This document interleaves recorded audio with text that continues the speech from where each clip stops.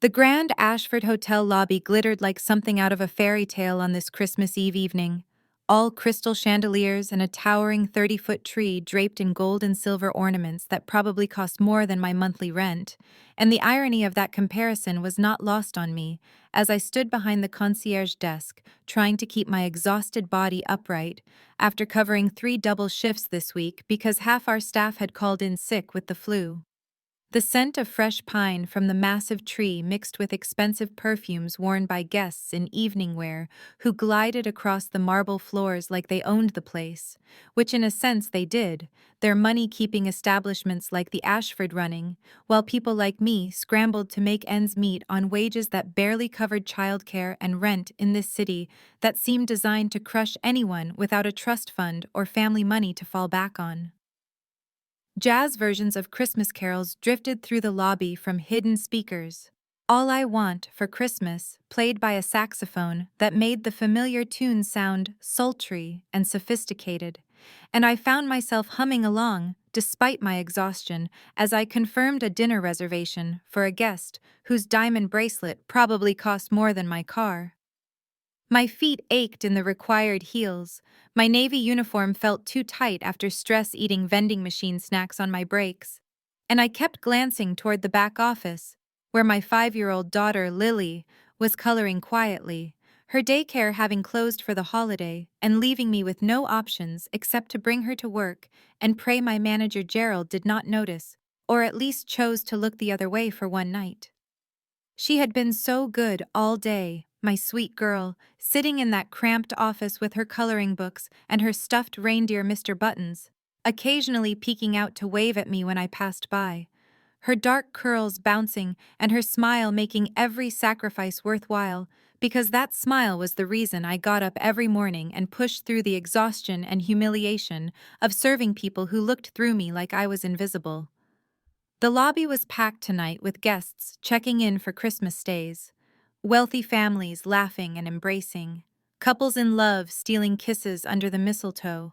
Someone had hung near the elevators, and the contrast between their joy and my barely contained panic about how I was going to afford the presents I had on layaway at Target made my chest tight, with an anxiety I could not afford to show on my face, because Gerald was always watching, always looking for reasons to criticize, to belittle, to remind us all that we were replaceable and should be grateful for the opportunity to serve.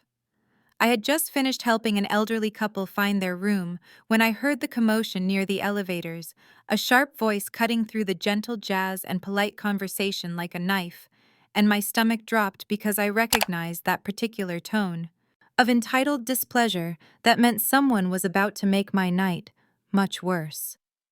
Mrs. Victoria Blackwell stood near the elevator bank, in a fur coat that probably required the deaths of a dozen animals and cost more than I made in a year. Her perfectly painted red lips twisted in displeasure as she spoke loudly enough for everyone in the lobby to hear about how her suite was absolutely unacceptable, and she demanded to speak to a manager immediately because this was not the level of service she expected from a 5-star establishment. I moved toward her automatically, my customer service smile fixed on my face even as my heart sank, because I knew Gerald would blame me somehow, even though I had nothing to do with room assignments and had been stuck at the concierge desk all evening. But in his world, everything was always someone else's fault, and that someone was usually whoever was most convenient to throw under the bus. Gerald appeared from his office like a shark scenting blood in the water, his thin frame wrapped in a suit that was slightly too expensive for his position, his receding hairline swept back with too much gel, his smile obsequious as he approached Mrs. Blackwell with the kind of deference he reserved for people with money while treating his staff like indentured servants. I watched him soothe her with practiced ease, agreeing that yes, this was completely unacceptable. Yes, heads would roll. Yes, he would personally see to it that she received the presidential suite at no additional charge plus complimentary spa services. And I saw the moment his eyes landed on me and knew with sick certainty that I was about to become his scapegoat.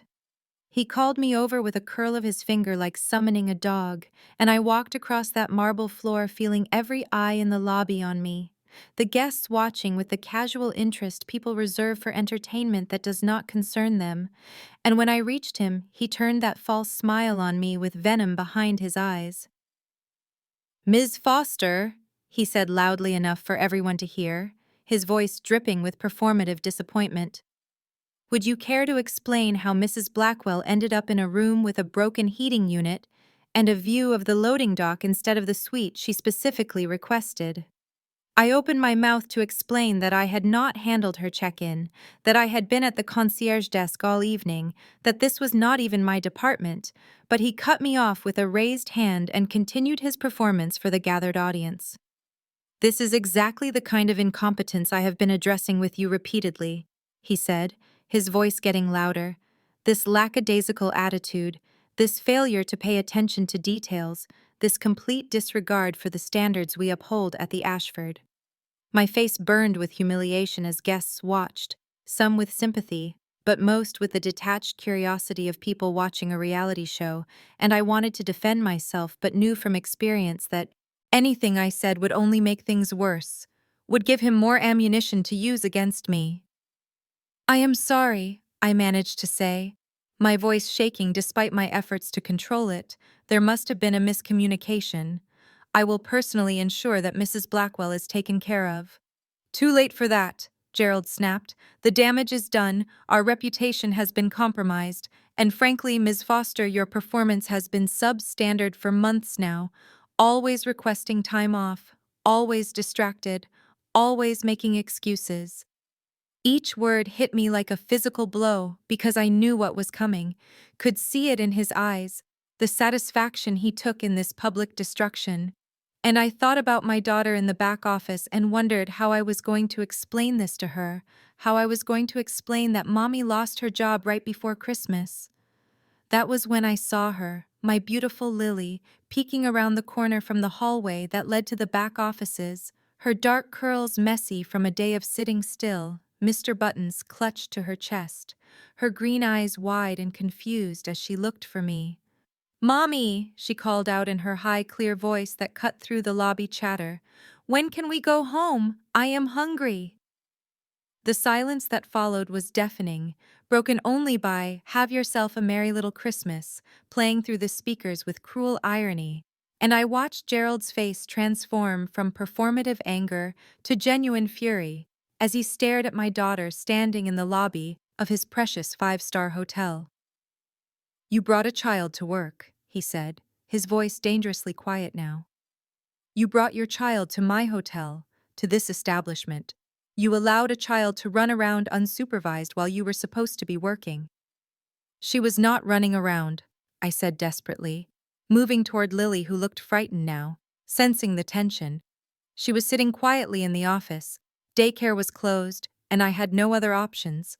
And I thought just for tonight." "No other options," Gerald repeated, his voice rising again as he played to his audience. "No other options except to treat the Grand Ashford Hotel like your personal daycare, to compromise our professional atmosphere, to expose our guests to your personal problems." Lily started to cry, those big tears rolling down her cheeks, and I picked her up, holding her close, feeling her little body tremble against mine as I tried to soothe her while simultaneously trying to save my job, even though I knew it was already too late. "Please," I said, my own voice breaking now. "It is Christmas Eve. I have nowhere else to go. Just let me finish my shift, and I promise this will never happen again." Gerald smiled then, a cold, cruel smile that made my blood run cold, and I realized he had been waiting for something like this, some excuse to fire me that would make him look justified in front of witnesses. "This is a five-star establishment, Ms. Foster," he said slowly, enunciating each word like he was speaking to a child. "We cater to a certain caliber of clientele. Your personal problems have no place here. You are terminated effective immediately. Security will escort you out."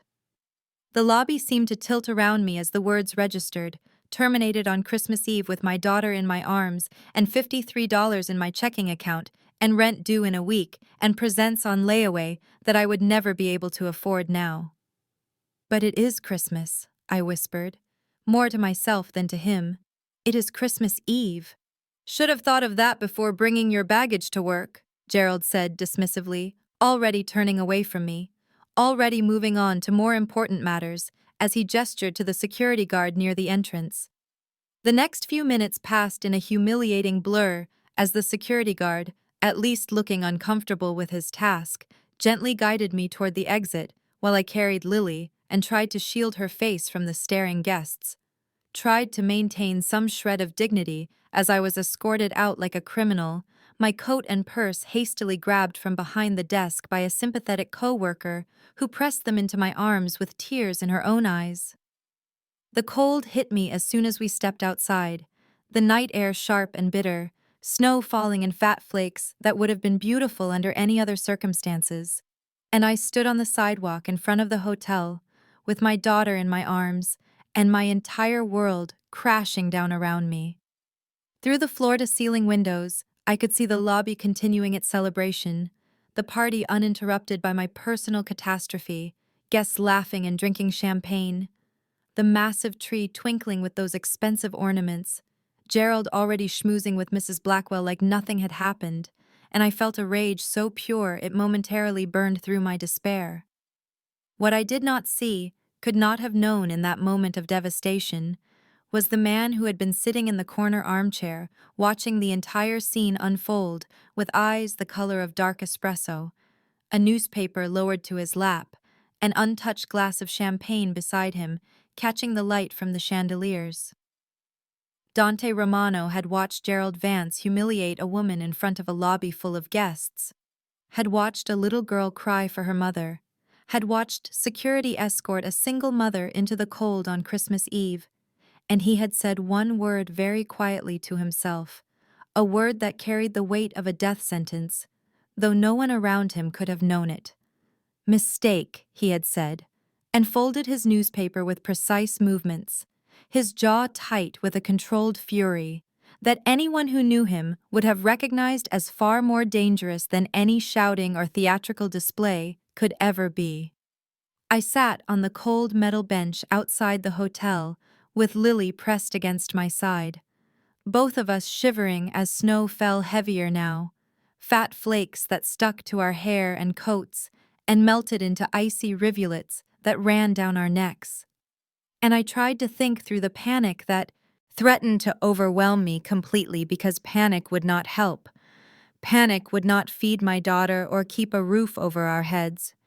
Panic was a luxury I could not afford, even as it clawed at my throat, making it hard to breathe. Through the floor-to-ceiling windows, I could still see the lobby, that warm golden glow of wealth and celebration, people laughing and drinking and enjoying their Christmas Eve without a single thought for the woman and child they had watched get thrown out into the cold, and the contrast between that warmth and this brutal December night felt like a physical manifestation of every inequality I had spent my life trying to navigate. Lily had stopped crying, but she was so quiet now, too quiet, her small body trembling against mine as she clutched Mr. Buttons with fingers that were already turning pink from the cold despite her mittens. And I wrapped my coat around both of us, even though it did nothing against the wind that cut through the fabric like it was not even there.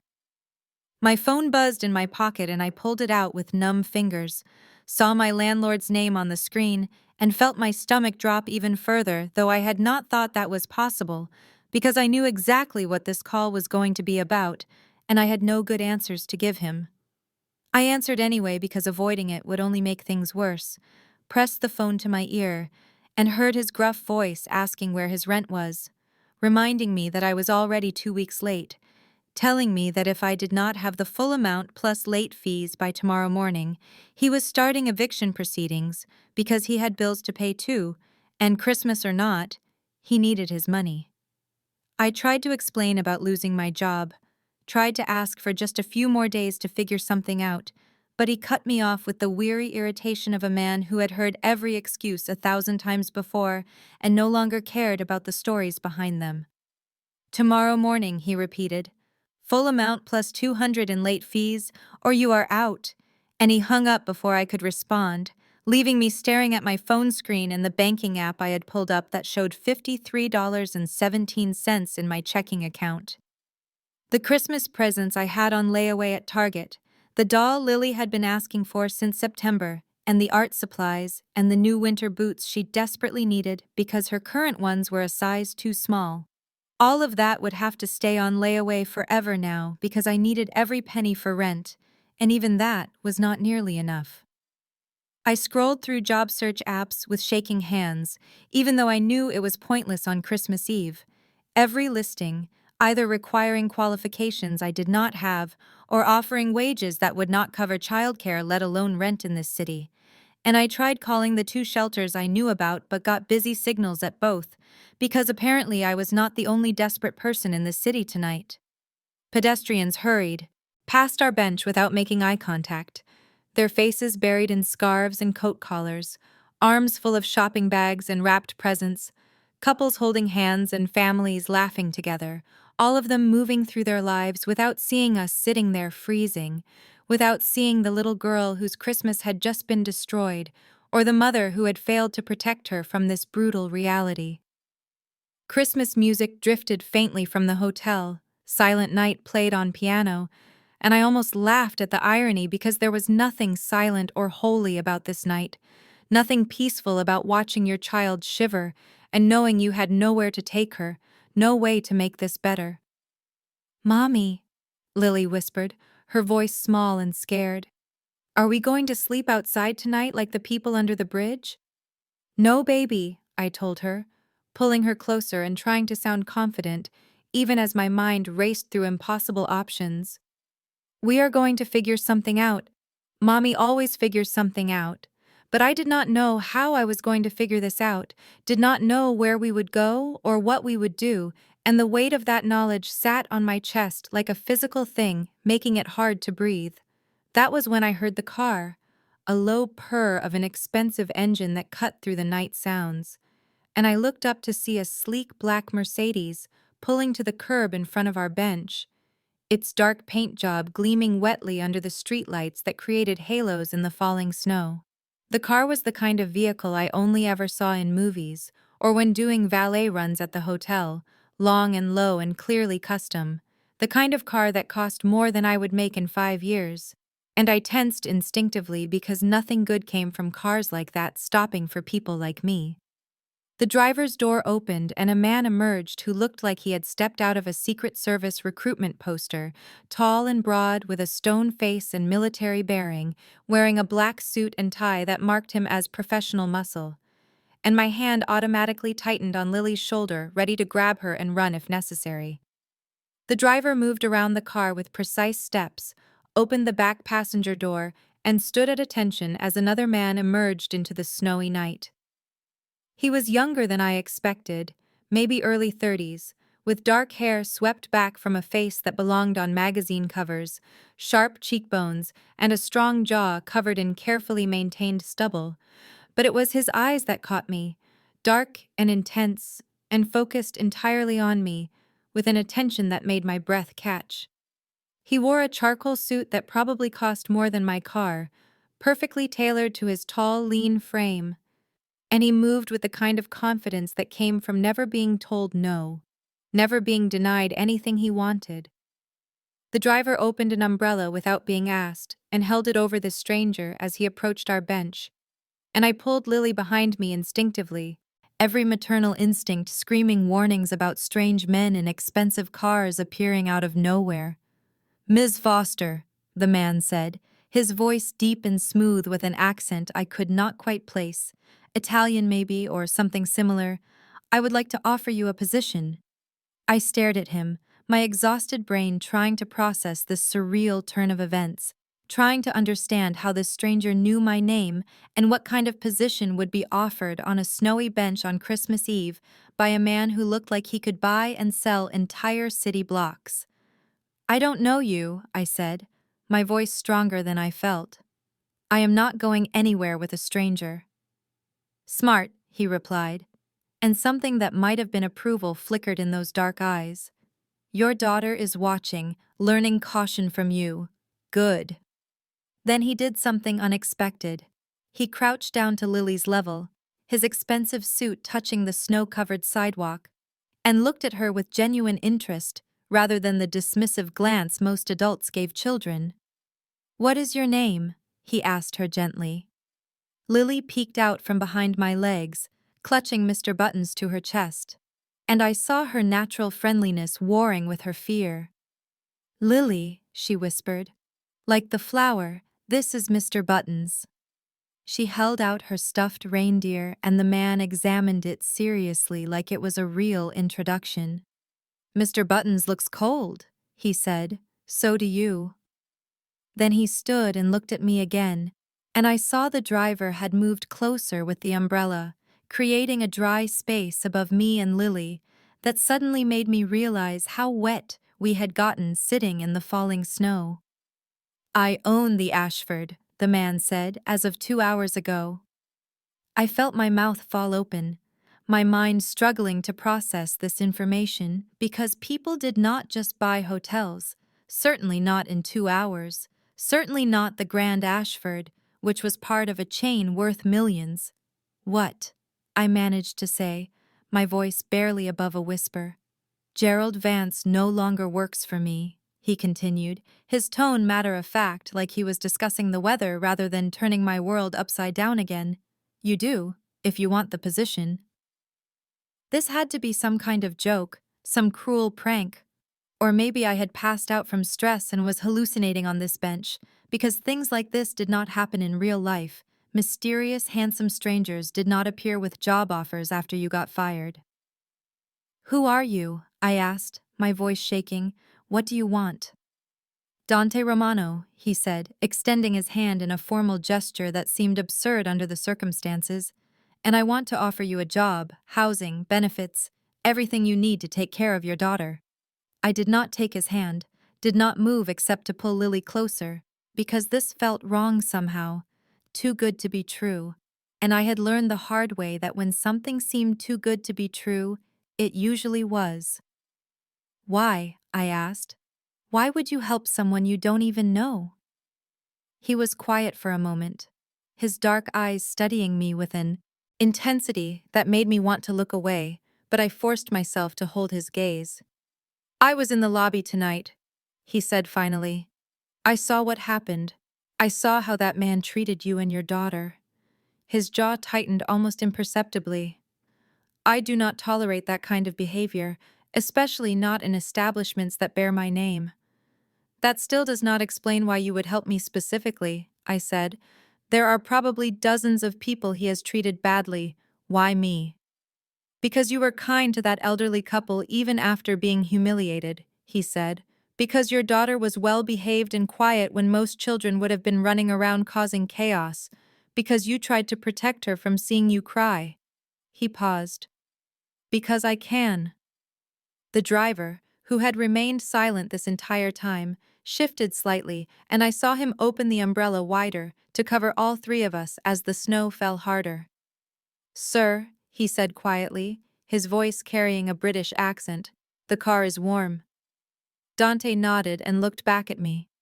"You have a choice, Ms. Foster," he said. "You can sit here in the snow trying to figure out how to keep yourself and your daughter safe tonight, or you can accept my offer and let me help you." I looked at Lily, at her small face pinched with cold, at the way she was trying so hard to be brave, even though I knew she was scared and confused and cold. I looked at the hotel lobby visible through the windows, that warmth and light that had been my workplace just an hour ago.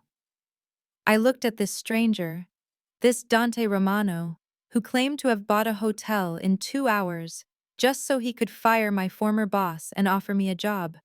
"This is crazy," I said, my voice breaking. "This does not happen in real life." "And yet here I am," he replied. "And there is my car, warm and dry, and I am offering you a way forward." He pulled a business card from his pocket and held it out. "You do not have to decide everything tonight.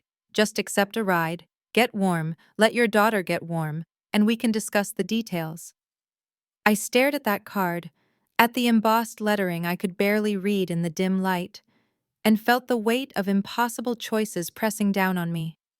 Every rational part of my brain screamed that this was dangerous, that I should not get in a car with a strange man no matter how expensive his suit or how kind his words.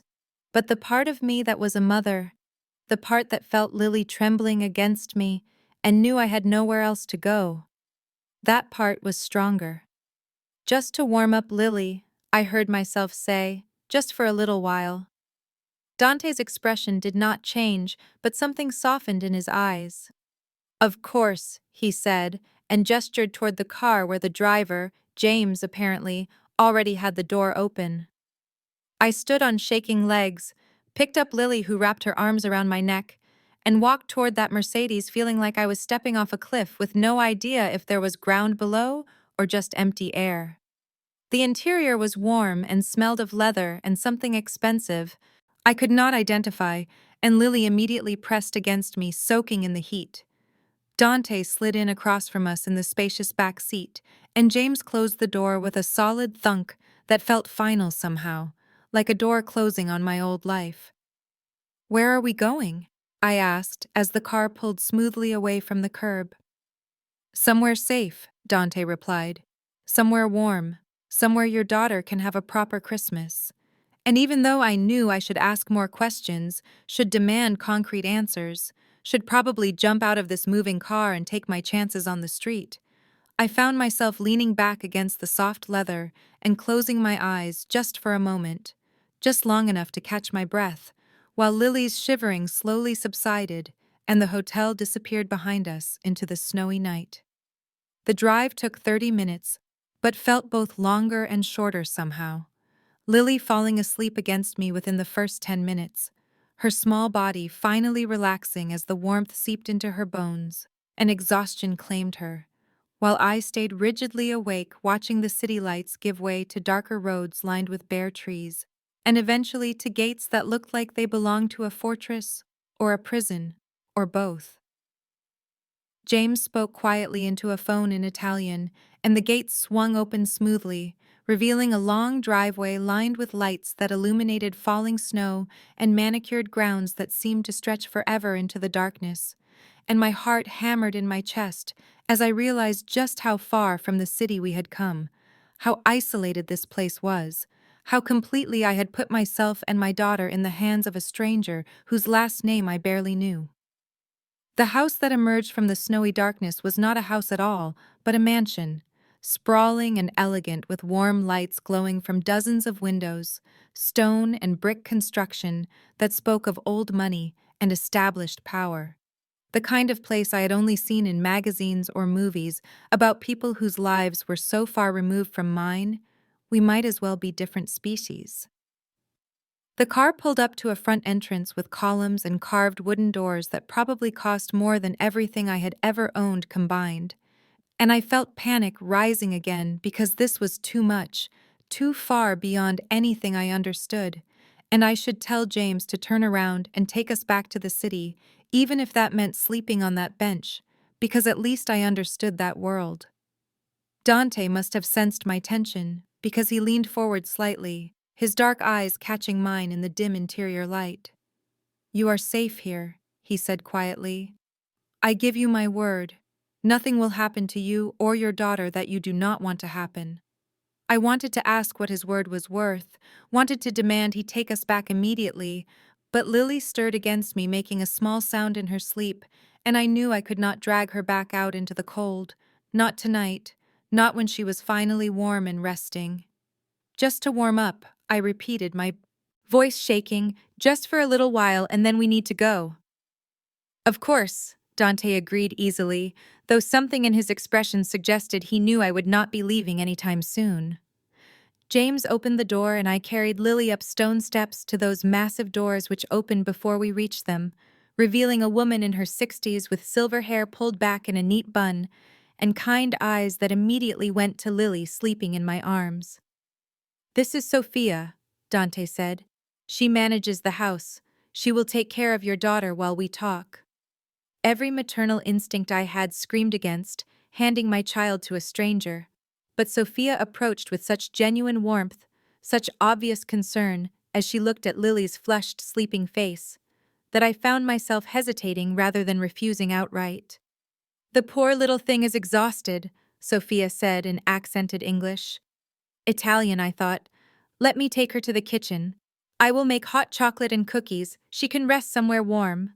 I looked at Dante, who nodded slightly. "Sophia raised my son," he said quietly, "and the 3 children of my cousins. She is trustworthy." I did not know why that reassurance mattered, but it did, and I found myself carefully transferring Lily into Sophia's capable arms, watching as the older woman cradled my daughter with practiced ease and carried her down a hallway, murmuring softly in Italian. The entry hall was beautiful, in a way that felt lived in rather than like a museum. Hardwood floors covered with worn Persian rugs, paintings on the walls that looked old and valuable but not ostentatious, a curved staircase leading to upper floors, and the scent of something baking that made my empty stomach clench with hunger I had been ignoring. Dante led me to a room off the main hall, his study apparently, and I stepped into a space that felt masculine but comfortable, floor-to-ceiling bookshelves lined with volumes that looked read rather than decorative, a massive desk covered with papers and files, leather chairs positioned near a fireplace where logs crackled and popped, sending warmth into the room. Snow was visible through tall windows, the grounds beyond lit with subtle landscaping lights that illuminated gardens and paths, and what might have been a pond or fountain in the distance. "Sit," Dante said, gesturing to one of the leather chairs near the fire, and I sank into it, feeling my body protest the comfort after so many hours of tension. He moved to a side table and poured 2 glasses of amber liquid from a crystal decanter, brought one to me. "Whiskey," he said. "You look like you need it." I did not normally drink hard alcohol, but I took the glass and sipped, feeling the burn all the way down, and the warmth that followed, and some of the shaking in my hands subsided. Dante sat in the chair across from me, his own glass held loosely, firelight playing across his sharp features and making his dark eyes almost black. "You said you own the Ashford as of 2 hours ago," I said, needing to break the silence, needing to understand what was happening. "How is that even possible?" "Money makes many things possible," he replied. "I had been looking at acquiring the Ashford for other reasons. Your situation simply accelerated my timeline." "What other reasons?" I asked. "And why would you accelerate a business deal because of one fired employee?" He was quiet for a moment, studying his whiskey like it held answers. "I was at the hotel for a meeting with the previous owners," he said finally, discussing terms of acquisition. "I happened to be in the lobby when that scene occurred." His jaw tightened almost imperceptibly. "I do not forget things I witness, especially injustice." "That still does not explain why you helped me specifically," I said, echoing my earlier question. "You could have just fired Gerald. You did not need to track me down and bring me here. Why me? Why help a complete stranger?" The silence stretched long enough that I thought he would not answer, and I watched the firelight flicker across his face, highlighting the sharp planes and shadows, making him look both younger and older at the same time. "My mother was a hotel maid," he said finally, his voice so quiet I had to lean forward to hear. "Single mother. She worked 3 jobs trying to keep us fed and housed in a city that did not care if we lived or died. When I was 7, her manager fired her for bringing me to work. It was December 23rd. I felt my breath catch because I knew where this story was going, could see the pain flickering behind his controlled expression. "We spent Christmas in our car," he continued. "She tried to keep me warm with her own coat while she shivered through the night, tried to pretend it was an adventure, tried to protect me from understanding how desperate our situation was." "I am sorry," I whispered, "but that does not explain." "She died that winter," he said, cutting me off. "Pneumonia.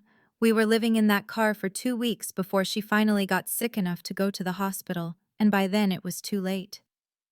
His hand tightened on his glass. If someone had helped her, if someone had given her a chance, if someone had seen her as a human being rather than a problem to be disposed of. He stopped, visibly gathering control. "I cannot change the past, but I can change your present. The raw emotion in his voice made my chest tight, because I understood that pain, that helpless rage at a world that ground down the vulnerable, that looked away from suffering because acknowledging it was inconvenient. "And what do you get out of it?" I asked, my voice barely above a whisper. "What do you want from me?" He met my eyes and something passed between us, some understanding or recognition. "Peace," he said simply. "For one night, knowing a child will not spend Christmas cold and afraid, knowing I did what no one did for my mother." The words hit me harder than any elaborate explanation could have because they were so simple, so honest, so completely unexpected from a man who looked like he could buy and sell the world. I looked around the study, at the family photos on the shelves that showed a young, dark-haired boy with a woman who had his same eyes and smile, at the books and papers that suggested a man who worked and read and lived in this space rather than just using it for show. "You mentioned a position," I said, forcing myself back to practical matters because I could not afford to be swept away by emotion or sympathy. "What exactly are you offering?" "Personal hospitality coordinator," Dante said, his tone shifting back to business. "You would manage my household hospitality needs, coordinate with Sophia, handle any guests or events, essentially do what you did at the hotel, but for my private residences." "How many residences?" I asked. "3," he said. "This estate, a penthouse in the city, a house in the Hamptons. You would primarily work from here." "And the salary?" I asked, because I needed to hear him say it, needed to know if this was real or some fever dream. 120,000 per year, he said calmly.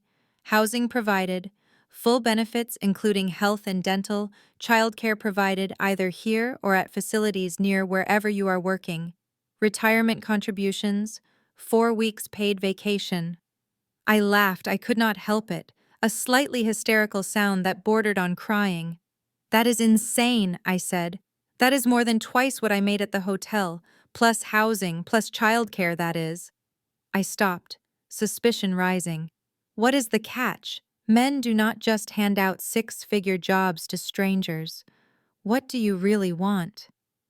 Instead of answering directly, Dante stood and moved to his desk, picked up a manila folder that had been sitting there, and brought it to me.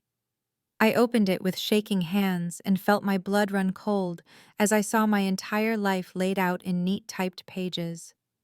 My full name, Maya Elizabeth Foster, my address, my employment history, my bank statements showing the pathetic balance, my late husband's death certificate from 3 years ago when his heart gave out at 31, leaving me with a mountain of medical debt, my volunteer work at the Children's Hospital, Lily's daycare records, even my parking tickets from 2 years ago. "You investigated me," I said, my voice flat. "You had someone dig into my entire life." "I research all potential employees," Dante said calmly. "I needed to know who you were, what your situation was, whether you were trustworthy." "This is not research, this is stalking," I said, standing up, my fear transforming into anger, because anger was easier than terror. "You had no right." "I had every right," he replied, his tone still maddeningly calm. "You are asking me to bring you into my home, around my family and staff. I would be negligent if I did not know exactly who you were. The dossier says you are hardworking, honest, good with people, you have no criminal record, you volunteer your limited free time helping sick children, you are drowning in medical debt from your late husband, but you have never missed a payment even when it meant you went without meals." He paused. "It says you are exactly the kind of person I want working for me." I sat back down because my legs felt weak, staring at this stranger who knew more about my life than most of my friends did, who had somehow compiled all of this information in a matter of hours. "What business are you in, really?" I asked, because normal businessmen do not have this kind of access to information this quickly. "Import-export," he said. "Family business. We have resources that make certain things easier." That told me nothing and everything at the same time. Because I was not stupid. I understood that men with this kind of power and money and resources usually came by them through channels that were not entirely legal. But I was also desperate, and my daughter was in the kitchen with a kind housekeeper eating cookies, and for the first time in months, she was safe and warm. I looked at the fire, at the snow falling outside the windows, at the dossier on my lap that proved this man could destroy me if he wanted to, but instead was offering me a lifeline. "Why should I trust you?" I asked quietly. "You should not," Dante replied honestly. "You should be cautious and careful, and protect yourself and your daughter. But you should also recognize when someone is offering genuine help with no expectation of anything beyond professional work in return." He leaned forward. "I am not asking you to trust me completely tonight. I am asking you to stay for Christmas. Let your daughter have a warm bed and a safe place. Let yourself rest, and then we can discuss details and contracts, and you can make an informed decision." From down the hall, I could hear Sophia's voice, soft and melodic, singing something in Italian, and underneath it the sound of Lily laughing, actually laughing, a sound I had not heard in weeks. That sound broke something in me, shattered the last of my resistance, because how could I take her away from the first genuine joy she had felt in so long? "Just for Christmas," I heard myself say, "just to give her one good day." Dante's expression softened almost imperceptibly. "Just for Christmas," he agreed, "and we can figure out the rest after." I nodded and sipped my whiskey and stared into the fire while snow fell outside and my daughter laughed in a stranger's kitchen, and my entire life hung balanced on the edge of a choice that terrified me, but that I knew I was going to make, because sometimes survival meant accepting help from unexpected places, even when every instinct screamed danger. I woke to sunlight streaming through unfamiliar windows, disoriented for a moment, before memories of last night crashed back, and I sat up in the most comfortable bed I had ever slept in, silk sheets and down comforters in a guest suite that was larger than my entire apartment, decorated in soft creams and golds with furniture that looked antique and probably cost more than my yearly salary used to be. Lily was still asleep. Beside me, her dark curls spread across the pillow, one small hand clutching Mr. Button's, and I watched her peaceful face for a long moment, feeling a complicated mix of gratitude and fear, because we were in a stranger's house, in a world I did not understand, dependent on the kindness of a man who had investigated my entire life and admitted to running some kind of import-export family business that probably meant exactly what I thought it meant. But she was warm and safe and sleeping peacefully for the first time in weeks. So I pushed aside my fears and slipped out of bed, found the bathroom that was all marble and gold fixtures, showered in water pressure that felt like luxury, and dressed in the clothes someone had cleaned and pressed overnight, along with providing new underwear and toiletries that were better quality than anything I had ever bought for myself. When Lily woke up, she was confused at first, asking where we were, but then she remembered the nice man and the kind lady with cookies, and she smiled so brightly it made my chest ache. We went downstairs together, following the sounds of movement and the smell of coffee and baking, and found ourselves in a massive living room that took my breath away because sometime during the night, someone had decorated a Christmas tree that had to be 15 feet tall, covered in ornaments and lights and tinsel, and underneath it were presents, dozens of wrapped presents in shiny paper with elaborate bows. Lily gasped and grabbed my hand, her eyes huge. "Mommy," she whispered, "did Santa find us?" Before I could answer, Dante emerged from what looked like a dining room, dressed casually in dark jeans and a sweater that somehow made him look even more attractive than the suit had, his hair slightly messy like he had been running his hands through it. And when he saw Lily's face looking at the tree, his entire expression softened. "Merry Christmas, Lily," he said, crouching down to her level again the way he had last night. "It looks like Santa knew exactly where to find you." "Are all those for me?" Lily asked, her voice full of wonder and disbelief because she had never seen so many presents in her life. "Some are for you," Dante said. "Some are for your mother. Some are for Sophia and James and the other people who work here. But yes, Santa brought quite a few with your name on them." Lily looked up at me for permission, and I nodded, unable to speak past the lump in my throat as she ran to the tree and started examining tags with the serious concentration only a 5-year-old could muster. "Mr. Dante," she called out. "This one says Lily. Can I open it?" "You can open all the ones with your name," Dante replied, standing and moving to stand beside me, and I felt his presence like heat, too close and too intense. "You did not have to do this," I said quietly, my voice shaking because this was too much. The presence, the kindness, the casual way he had made my daughter's Christmas magical when I had failed so completely. "Yes, I did," he replied simply, watching Lily tear into wrapping paper with the enthusiasm of a child who had thought Christmas was cancelled. Every child deserves this. The next hour was a blur of wrapping paper and squeals of delight as Lily opened present after present. The doll she had been asking for, art supplies, new clothes, books, toys, everything she could possibly want and more. And I watched her joy with tears streaming down my face that I kept trying to wipe away before anyone noticed. Dante sat on the floor with her, showing her how different toys worked, his expensive sweater getting covered in glitter, and his face more relaxed than I had seen it, laughing at something Lily said about Mr. Buttons needing his own present. And I saw glimpses of the boy he must have been before life hardened him into whatever he was now. Sophia appeared with coffee and pastries, her kind eyes taking in the scene with obvious approval, and she gestured for me to follow her to the kitchen while Lily was distracted building something with blocks.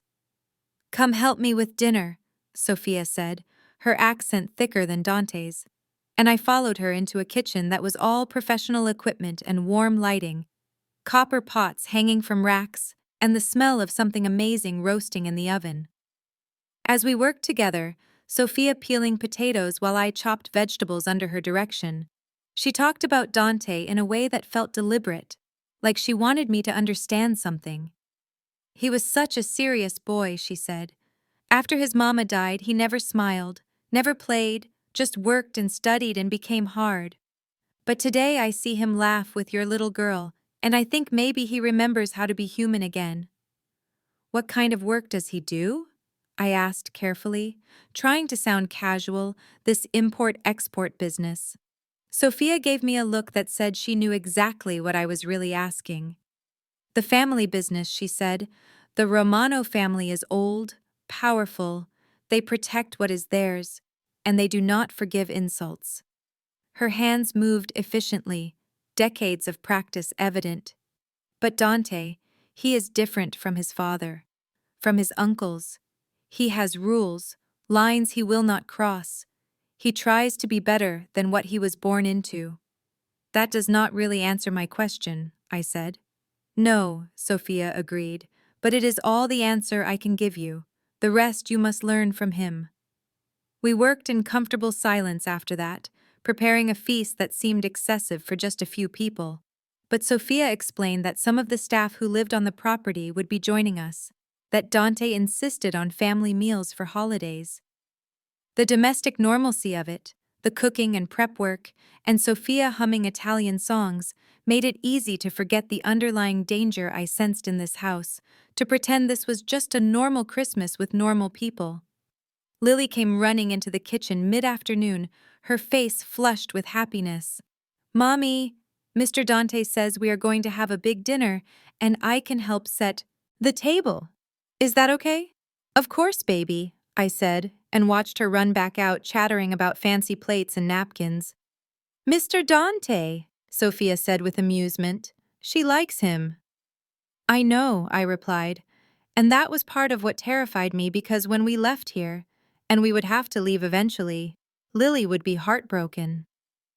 That was when I heard voices from the front of the house, male voices that were not friendly, and my body tensed automatically. Sophia's expression changed, became carefully neutral. "Stay here," she said quietly, and moved toward the kitchen door. But I followed her despite the warning, my maternal instincts overriding caution, and peered around the corner to see something that made my blood run cold. Gerald Vance stood in the entry hall flanked by two large men in dark suits who were clearly not there. As his friends, his face was bruised and swollen, one eye nearly shut, his expensive clothes rumpled and stained, and he looked absolutely terrified. Dante stood in front of him, perfectly calm, perfectly controlled, but there was something in his posture that radiated danger. "You came to apologize," Dante said, his voice quiet and cold. "So apologize." "I am sorry," Gerald stammered, his voice shaking. "I am so sorry for how I treated Miss Foster. It was inappropriate and cruel, and I—" "Louder," Dante interrupted. "I want everyone in this house to hear you." Gerald's good eye found me standing in the doorway, and something like relief and fear mixed in his expression. "Ms. Foster," he said louder, his voice breaking, "I am profoundly sorry for firing you on Christmas Eve, for humiliating you in front of guests, for treating you with such disrespect. You were an excellent employee, and I let my own petty power go to my head, and I—" "That is enough," Dante said. "Now leave my property, and if I ever hear of you treating another employee the way you treated her, I will hear about it, and you will not enjoy our next conversation." Gerald practically ran for the door, his escorts following, and then Dante turned and saw me standing there watching, and his expression flickered through several emotions too fast to identify before settling back into calm. "You forced him to come here," I said, not quite a question. "I strongly suggested it," Dante replied, walking toward me, "and I made certain he understood that his behavior has consequences." "You had him beaten," I said, looking at his bruised face. "You had your men hurt him." Dante did not deny it, did not try to soften it. "He needed to understand the severity of his mistake," he said, "and he needed to apologize to you properly." I should have felt vindicated, should have been glad that Gerald had gotten what he deserved. But instead, I just felt sick, because this was not justice, it was revenge, and there was a difference. Lily appeared from the living room asking about dinner, and I forced a smile, told her it would be ready soon, watched her skip back to her toys, oblivious to what had just happened. That evening, as we sat down to dinner, the table laden with food and surrounded by Sophia and James and a few other staff members whose names I tried to remember, Lily sitting beside Dante and chattering about her presence, I tried to recapture the peace of the morning, but it felt hollow now, tainted by the reality I had witnessed. The meal was delicious and everyone was kind, and Lily was so happy. But I kept seeing Gerald's beaten face, kept wondering what kind of man I had accepted help from. After dinner, Dante excused himself to take a phone call, his expression changing as he looked at his phone screen, becoming hard and cold again. "Go to my study," he said in Italian to whoever called, his tone clipped and commanding, and he strode from the dining room, leaving me to help Sophia clear dishes while Lily fell asleep on the couch, surrounded by her new toys. I was carrying plates to the kitchen when I heard his voice from the study, the door not quite closed, speaking rapid Italian in a tone I had not heard from him before, harsh and final, and completely devoid of the warmth he had shown earlier. I should not have stopped, should not have listened, but something made me pause in the hallway, and I heard him say in English, "Handle it, no witnesses, make it look like an accident." My hands started shaking, the plates rattling, and Sophia appeared beside me taking them before I could drop them. "Go talk to him," she said quietly. "You need to hear it from him, not assume." But I knew what I had heard, knew what those words meant, and when I pushed open the study door, Dante was standing by the window, looking out at the dark grounds, his phone still in his hand, and he turned to face me with an expression that was resigned. "That phone call," I said, my voice shaking. "What did you order someone to do?" He was quiet for a moment, his dark eyes studying me, and I saw him make a decision not to lie. "Solve a problem," he said finally, permanently. You mean kill someone? I said, the word catching in my throat. I mean protect what is mine, Dante replied, stepping toward me. This family, this home, the people in it, including you and Lily now. We are not yours to protect, I said, backing up. We are not. We are not part of your world. You have been part of it since you accepted my offer, Dante said, his voice intensifying. Since you walked through that door, since I decided you were worth protecting. I felt tears streaming down my face because this was exactly what I had feared, exactly what I had known deep down. That his help came with strings, that his world was violent and dark, and I had brought my daughter into it. Who are you really? I whispered. I am Dante Romano, he said, his voice softening slightly. My family controls certain business interests in this city and beyond. We operate in spaces where the law cannot or will not reach. We protect our people, and we eliminate threats. His jaw tightened. That is who I am. That is what I do, and I will not apologize for it or pretend to be something I am not. The fire had burned low, casting shadows across his face, and outside I could hear wind picking up, snow beginning to fall again. You ordered someone killed tonight, I said, on Christmas, while my daughter was playing with toys you bought her. The man I ordered handled was planning to hurt people I care about, Dante said. He was a threat that needed to be neutralized. Would you prefer I let him act and then deal with the consequences? I do not know, I said honestly. I do not know anything anymore. He moved closer, and I did not back away this time, just stood there trembling while he looked down at me with an expression I could not read. You are afraid of me now, he said, not quite a question.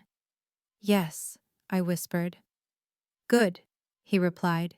You should be. I am dangerous, but not to you, never to you or Lily. How can I believe that? I asked. How can I trust that you will not decide someday that we are a problem that needs to be handled? Because I keep my word, Dante said.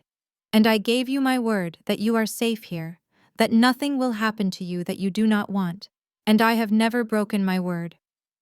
We stood there in the darkening study, while shadows lengthened and the fire died to embers, and somewhere in the house, my daughter slept peacefully, surrounded by presents from a man who had just ordered someone killed, and I knew I had a choice to make: stay in this world, knowing what it meant, or take Lily and run back to the cold streets and uncertain future we had escaped.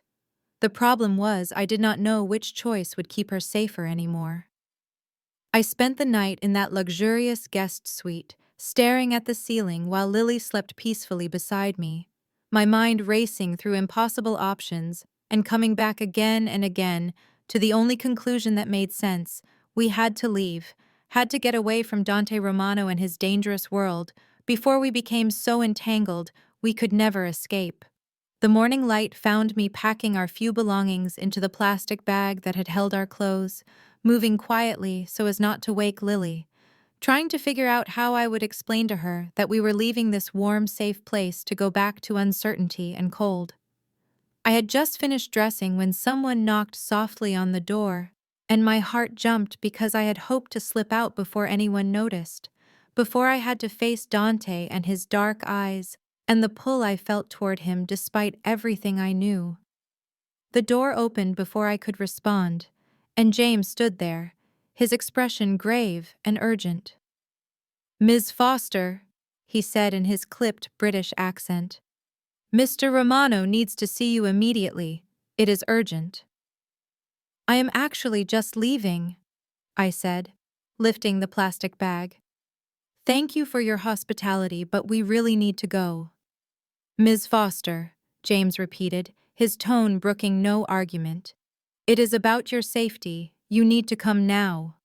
Something in his voice made my stomach drop, and I followed him down hallways I had not seen before, deeper into the house, Lily still sleeping behind us, until we reached a room that looked like something from a spy movie, Wall-to-wall monitors showing security footage from what must have been dozens of cameras, men in dark suits sitting at consoles with earpieces and serious expressions, and Dante standing in the center of it all, watching a screen that showed grainy footage of a building I recognized, with sick certainty, as my apartment complex.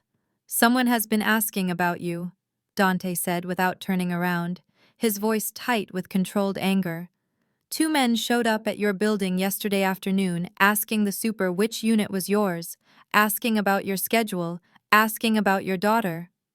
The screen changed to show two large men in dark coats talking to Mr. Peterson, my elderly superintendent, who looked confused and nervous. "3 hours ago they came back," Dante continued, and the footage switched to show the same two men forcing open my apartment door, disappearing inside. The next clip showed them tearing my apartment apart, overturning furniture, ripping open drawers, clearly searching for something. My legs felt weak and I grabbed the back of a chair to steady myself as I watched strangers violate my home, my safe space, the place where Lily's toys still sat in her small bedroom, and my bills sat on the counter, and my whole life had been before it shattered 2 days ago. "What are they looking for?" I whispered. Dante finally turned to face me, and his expression was harder than I had ever seen it. "Gerald Vance was not just a petty tyrant," he said. "He was embezzling from the hotel for years, hundreds of thousands of dollars, and he had a partner, Victor Castellano." The name meant nothing to me but the way everyone in the room reacted. A subtle tension told me it should. "Who is Victor Castellano?" I asked. "A rival," Dante said flatly. "Someone who operates in similar spaces to my family, but without our rules, without our code. He is violent and unpredictable, and he thinks you have evidence of their embezzlement." "I do not have anything," I said desperately. "I did not even know Gerald was stealing. I just worked the front desk." "Victor does not care what you know," Dante replied. "He cares what Gerald told him you know before we persuaded Gerald to be honest with us." His jaw tightened. "Gerald apparently suggested you might have documents, files, evidence that could implicate both of them. He threw you under the bus trying to save himself." "So now this Victor person thinks I can hurt him," I said, my voice shaking, "thinks I am a threat."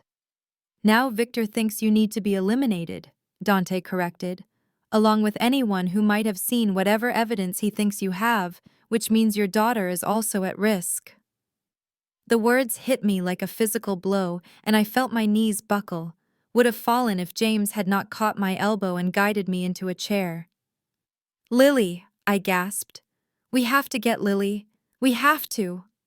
"She is safe," Dante said, moving to kneel in front of me, his hands on the arms of my chair bracketing me in. "Sophia is with her, and there are 3 armed guards outside that playroom. No one is getting to your daughter." His dark eyes bored into mine. "But you need to understand the situation. If you leave here, if you try to go back to your normal life, Victor will find you within hours. He has people everywhere, connections in places you would not expect, and he will not hesitate to hurt you or Lily to protect himself." "This is insane," I said, my voice rising. "I am not a criminal. I do not know anything. I cannot." "Truth is irrelevant," Dante interrupted. "Victor believes you are a threat. Perception is reality in our world, and right now you are perceived as someone who needs to disappear." "So what am I supposed to do?" I asked, my voice breaking. "What? I am a prisoner now, just a different kind than before." "Prisoners do not get a choice," Dante said, his voice softening slightly. "I am giving you one. Stay here under my protection where you and Lily are safe, or leave and try to survive on your own when Victor's men are actively hunting you, stay alive, or prove a point about independence." I stared at him, at this man who had bought a hotel to fire my abuser, who had given my daughter the best Christmas of her life, who had ordered someone killed last night and was now telling me I had no real choice at all. "What about Lily?" I said, my voice barely above a whisper. "She is 5 years old. She does not understand any of this. She keeps asking when we can go home, and I do not know what to tell her." Which is why you stay, Dante said. And I saw something raw flash across his face, something that looked like the memory of his own childhood fear. I have 30 men on this property, armed and trained. Victor has connections, but he will not risk open war with the Romano family. Not over something this small. Small, I repeated, feeling anger cut through my fear. My life is small to you. No, Dante said intensely, leaning closer. Your life is everything. Victor's grudge is small. Do not confuse the two. We stared at each other, his face inches from mine. And I felt that pull again. That dangerous attraction that had nothing to do with gratitude, and everything to do with the way he looked at me like I mattered, like I was worth protecting, like I was his. One of the men at the monitors spoke up. Sir, we have movement on the perimeter, 2 vehicles approaching from the east access road. Dante stood immediately, his entire demeanor shifting to command mode. Positions, he said crisply. No one gets through the gates, non-lethal unless absolutely necessary. I want at least one alive for questioning. The room erupted into controlled chaos, men moving with military precision, speaking into radios in clipped tones, and I watched screens flicker to life showing the estate grounds from multiple angles. Saw armed guards taking positions, saw the 2 vehicles Dante's man had mentioned stopped at the gates. James appeared beside me.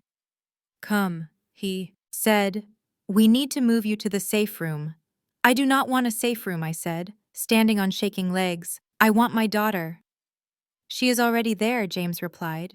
Sophia moved her at the first alert. Come now, please, Ms. Foster. I followed him through hallways that seemed endless, downstairs I had not known existed, into a basement level that was clearly designed for exactly this kind of situation, reinforced walls and heavy doors, and a room that looked comfortable, but was obviously built to withstand an attack. Lily was sitting on a couch with Sophia, coloring in one of her new books, and she looked up when I entered. Mommy, she said brightly, Miss Sophia says we are playing a game. We have to stay in this special room for a while. That is right, baby, I said, moving to her and pulling her into my arms. Just a game. But my eyes met Sophia's over Lily's head, and I saw the older woman's concern, saw her hand resting on something under her cardigan that I realized with a start was probably a gun. Dante entered the room moments later, his phone pressed to his ear, speaking rapid Italian before switching to English. I do not care what he wants, Dante said coldly into the phone. He comes to my home, threatens my people, he gets nothing. You tell Victor Castellano that Maya Foster is under Romano protection now, and if he has a problem with that, he can take it up with me directly. He listened for a moment, his jaw tight. No, you listen. She is mine to protect, and I do not negotiate with men who threaten children. You have 10 minutes to get those vehicles off my property before I stop being polite. He ended the call and looked at me with an expression that was part anger and part something else, something possessive that should have frightened me, but instead made me feel safer than I had in years. They are leaving, he said. Victor got the message. Just like that, I asked. They just leave. Just like that, Dante confirmed, because Victor knows that coming after you here means war with my family, and he is not prepared for that fight, not when he has bigger problems to worry about. He moved closer, crouching down to Lily's level. How are you doing, princess? He asked gently. I am sorry about the scary game. It is okay, Mr. Dante, Lily said seriously. Mommy says sometimes we have to be brave, even when we are scared. That is very wise, Dante said, looking at me with an expression that made my breath catch. Your mother is a smart woman. When can we go home? Lily asked, and the question hung in the air like a weight. This is your home now, Dante said before I could respond. If you want it to be, you and your mother can stay here where it is safe and warm, and no one will hurt you. Lily looked at me with those big green eyes full of trust. Can we stay, Mommy? She asked. Please, I like it here. I like Miss Sophia and Mr. Dante and all my presents. I felt tears burning behind my eyes, because what choice did I really have? How could I take her back out into danger when safety was right here, even if it came with complications I did not fully understand? Yes, baby, I heard myself say. We can stay. Lily cheered and went back to her coloring, already accepting this new reality with the adaptability of childhood, and Dante stood, his hand briefly touching my shoulder. I will keep you safe, he said quietly.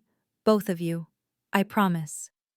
I know, I replied, and realized with something like shock that I believed him. This man who ordered people killed and ran a criminal empire believed him more than I had believed anyone in a long time. The next few hours passed in a strange limbo, staying in the safe room while Dante's men secured the property and made certain Victor's people were truly gone, Lily playing with her toys oblivious to the danger while Sophia made us tea, and I tried not to think about how completely my life had changed in just 3 days. When we finally emerged back into the main house, it was evening, guards visible at every window, men with earpieces speaking quietly into radios. The estate transformed into the fortress it had apparently always been beneath the elegant facade. Dante found me in the library, where I had gone seeking some semblance of normalcy among the books. He leaned against the doorframe, watching me for a moment before speaking. "You are angry," he said. "I am terrified," I corrected, turning to face him. "I am trapped, and I am grateful, and I am furious, and I do not know how to feel about any of this." "That is fair," Dante said, moving into the room. "I did not plan for this, for you to become a target, but now that you are, I will do whatever it takes to protect you." "Why?" I asked, the question I kept coming back to. "Why do you care so much about someone you just met?" He was quiet for a long moment, his dark eyes studying me with an intensity that made my skin feel too warm.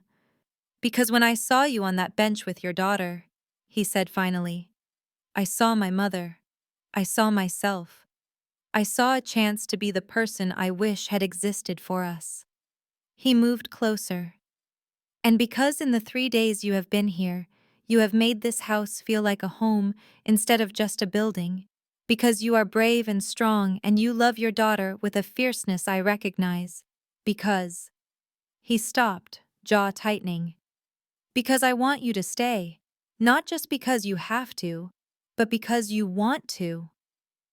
I stared at him, at this dangerous, beautiful man who was offering me safety and something that looked dangerously like more. And I knew I was standing at a crossroads where every direction led somewhere I could not come back from.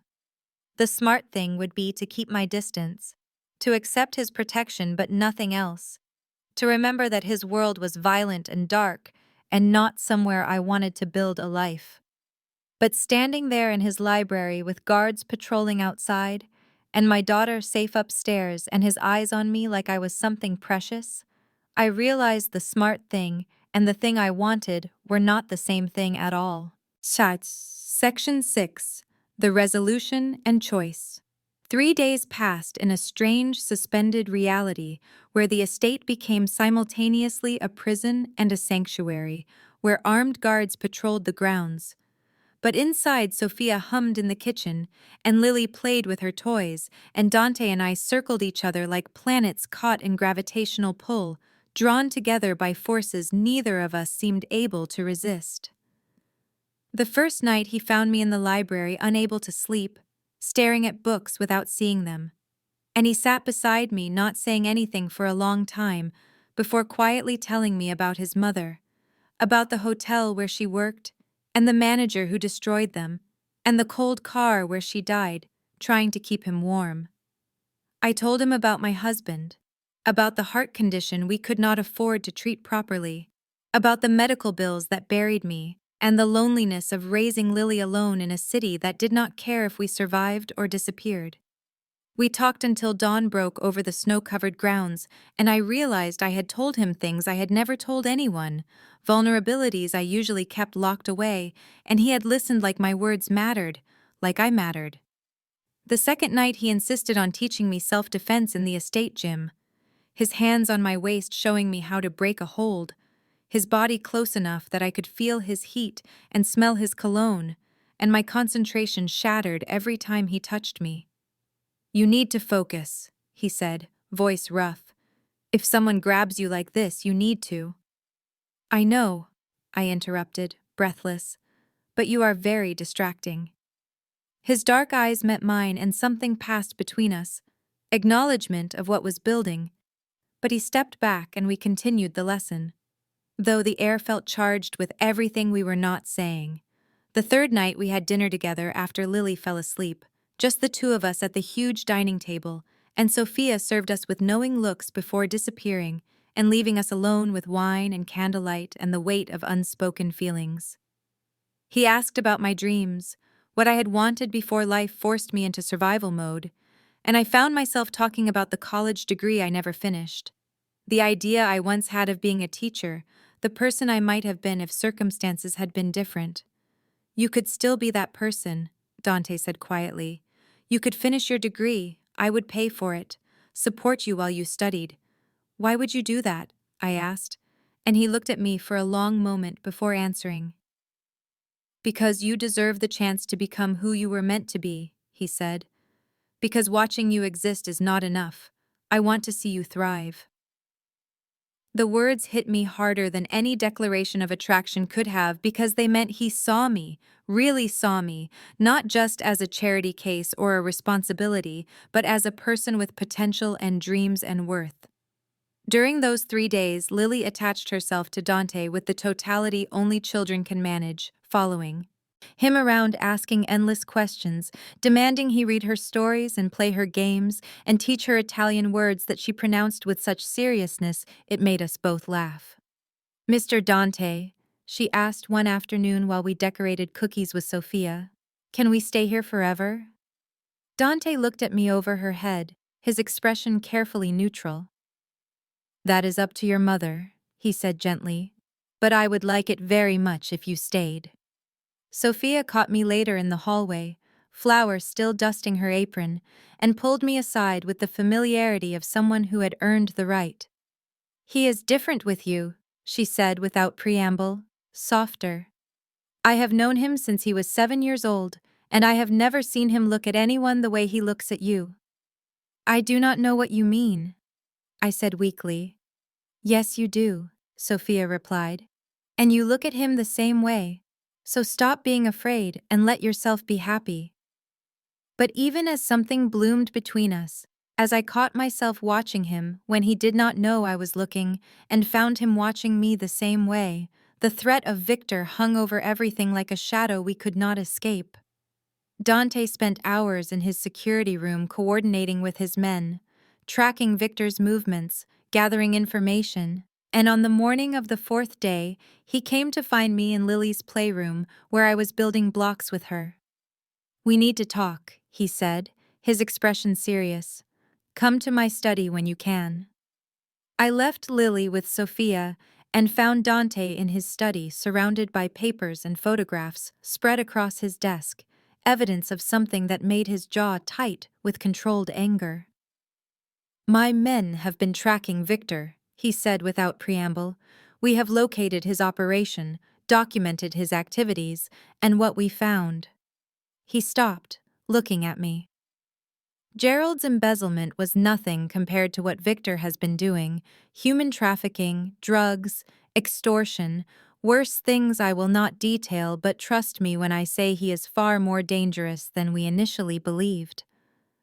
My stomach turned because I understood what he was saying, understood that my presence had exposed something larger and darker than anyone had realized.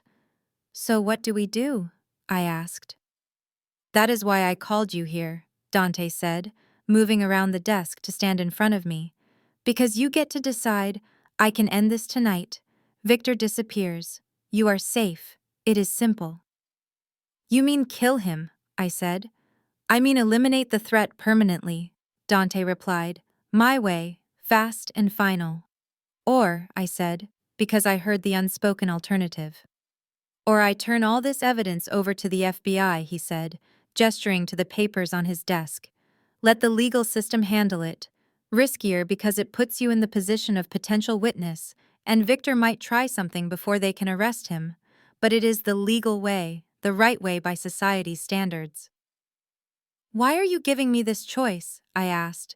You have never asked permission before.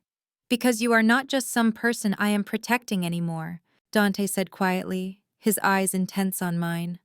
What I decide affects you and Lily, and I need you to be able to live with the choice, to know that justice was served in a way you can accept.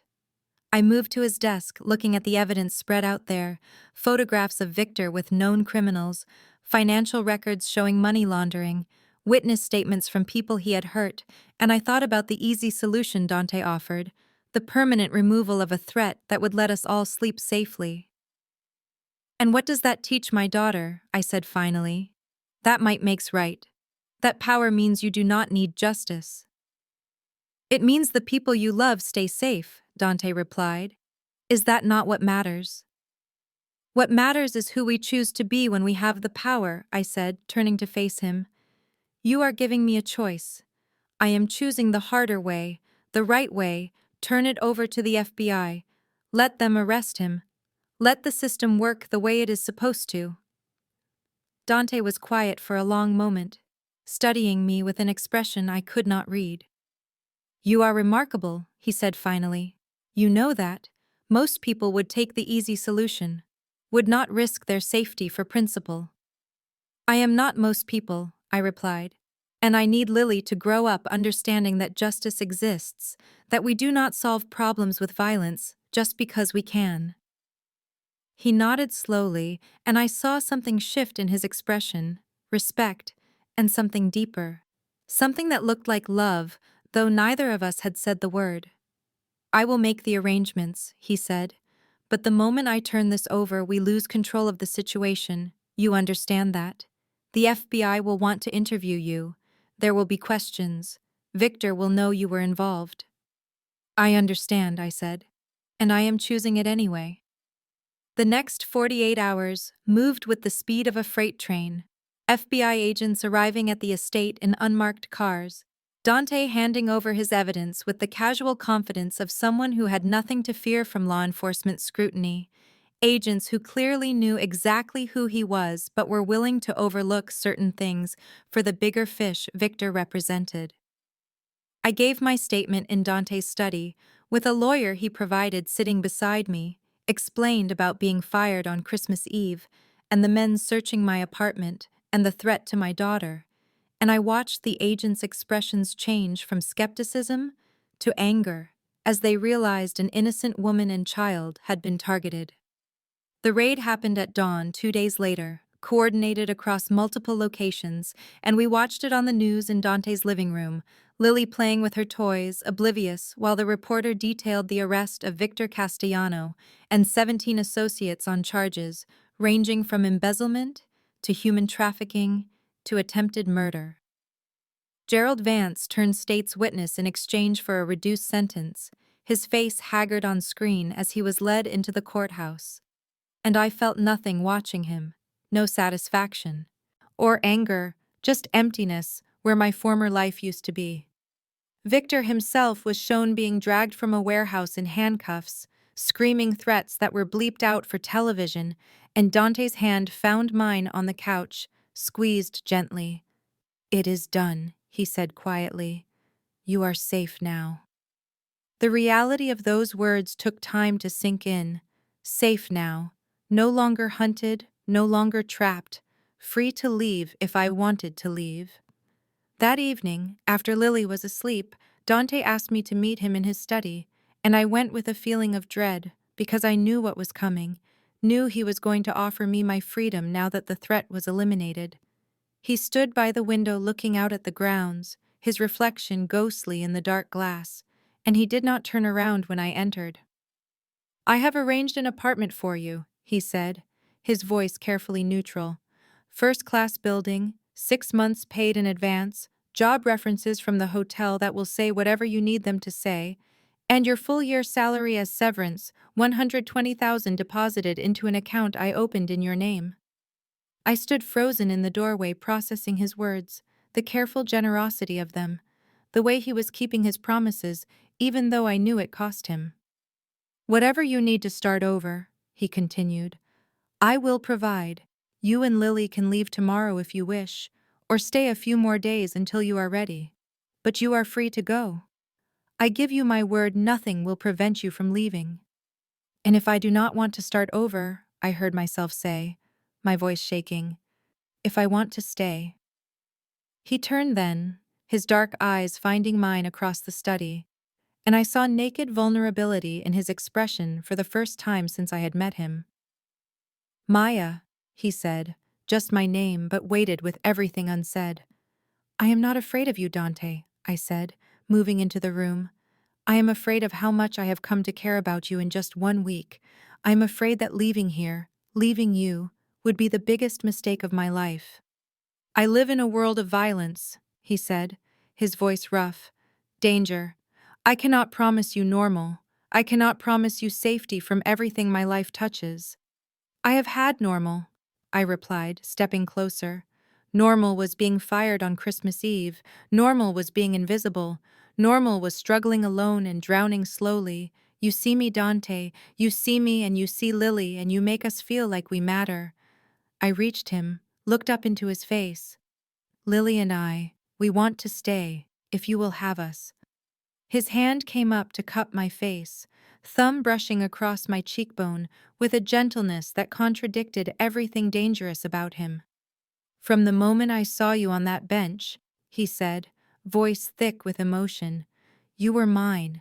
I have just been waiting for you to realize you wanted to be."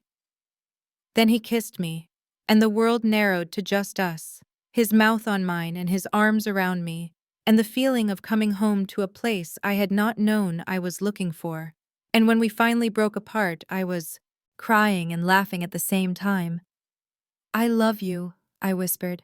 "I know it is crazy and too fast and impossible, but I love you." "I love you," he replied, "and I will spend the rest of my life proving you made the right choice."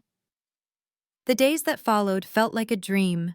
Paperwork filed to make my employment official, my belongings retrieved from my old apartment, and moved into the guest suite that Sophia pointedly started referring to as my suite. Lily ecstatic at the news that we were staying forever, asking if that meant Mr. Dante was going to be her new daddy. On New Year's Eve, we decorated a tree together, the three of us, Dante lifting Lily onto his shoulders so she could place the star on top, while I watched from the doorway, feeling my heart so full it might burst. The television played in the background, a news report about Victor Castellano's arraignment and the prosecutor promising justice for his victims. And I felt vindicated in my choice to do things the legal way, even though it had been harder and scarier than Dante's solution would have been. "Merry Christmas, Mommy," Lily called from her perch on Dante's shoulders, "even though it is New Year." "Merry Christmas, baby," I replied, my voice catching. "We are home." And standing there watching my daughter laugh while the man I loved held her steady, watching snow fall outside the windows of a house that had become our sanctuary, I realized I was not just saying words to make Lily happy. We were home, truly home, in a way that had nothing to do with buildings or addresses, and everything to do with being seen, being valued, being loved. Dante met my eyes over Lily's head and smiled, that rare, genuine smile that transformed his whole face. And I smiled back, knowing that life was going to be complicated and sometimes scary and definitely not normal. But it was going to be ours, built on choices we made together rather than circumstances forced upon us. The fired single mom who sat on a bench on Christmas Eve did not exist anymore, and in her place was a woman who had found not just safety but love, not just shelter but home, not just survival but the chance to thrive. And as Lily cheered and the star lit up on top of our tree, I sent a silent thank you into the universe for Gerald Vance's cruelty that night, because without it, I would never have found my way here, to this moment, to this family, to this beautiful, unexpected life.